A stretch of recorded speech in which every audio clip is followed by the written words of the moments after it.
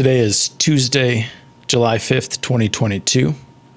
We are in Year C, and the daily lectionary readings for today from the Cranberry Worship Book are Psalm 119, 73 through 80, Jeremiah 8, 4 through 13, and Acts 19, 28 through 41. We begin with Psalm 119, verses 73 through 80. Your hands have made and fashioned me. Give me understanding that I may learn your commandments. Those who fear you shall see me and rejoice, because I have hoped in your word. I know, O Lord, that your judgments are right, and that in faithfulness you have humbled me. Let your steadfast love become my comfort, according to your promise to your servant. Let your mercy come to me, that I may live, for your law is my delight. Let the arrogant be put to shame, because they have subverted me with guile. As for me, I will meditate on your precepts. Let those who fear you turn to me, so that they may know your decrees. May my heart be blameless in your statutes, so that I may not be put to shame. Jeremiah 8, 4 through 13. You shall say to them, Thus says the Lord, when people fall, do they not get up again? If they go astray, do they not turn back? Why then has this people turned away in perpetual backsliding? They have held fast to deceit. They have refused to return. I have given heed and listened, but they do not speak honestly. No one repents of wickedness, saying, What have I done? All of them turn to their own course, like a horse plunging headlong into battle. Even the stork in the heavens knows its times, and the turtle dove, swallow, and crane observe the time of their coming. But my people do not know the ordinance of the Lord. How can you say, We are wise, and the law of the Lord is with us, when in fact the false pen of the scribes has made it into a lie? The wise shall be put to shame. They shall be dismayed and taken. Since they have rejected the word of the Lord, what wisdom is in them?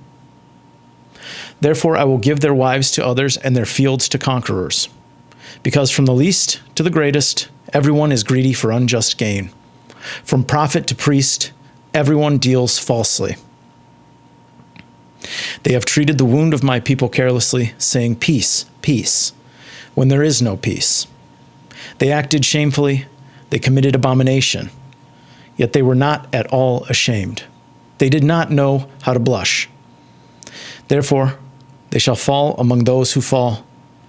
At the time when I punish them, they shall be overthrown, says the Lord. When I wanted to gather them, says the Lord, there are no grapes on the vine, nor figs on the fig tree. Even the leaves are withered, and what I gave them has passed away from them. Acts 19, 28 through 41. When they heard this, they were enraged and shouted, Great is Artemis of the Ephesians. The city was filled with the confusion, and people rushed together to the theater, dragging with them Gaius and Aristarchus, Macedonians who were Paul's travel companions. Paul wished to go into the crowd, but the disciples would not let him. Even some officials of the province of Asia, who were friendly to him, sent him a message urging him not to venture into the theater.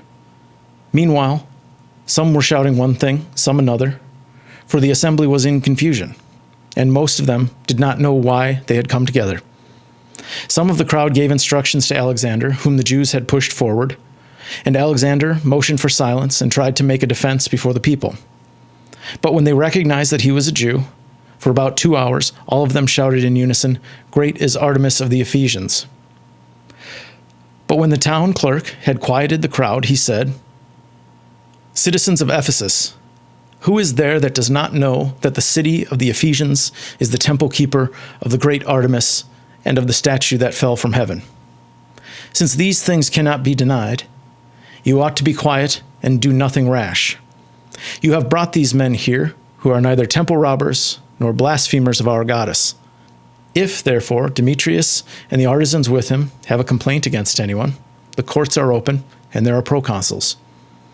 Let them bring charges there against one another.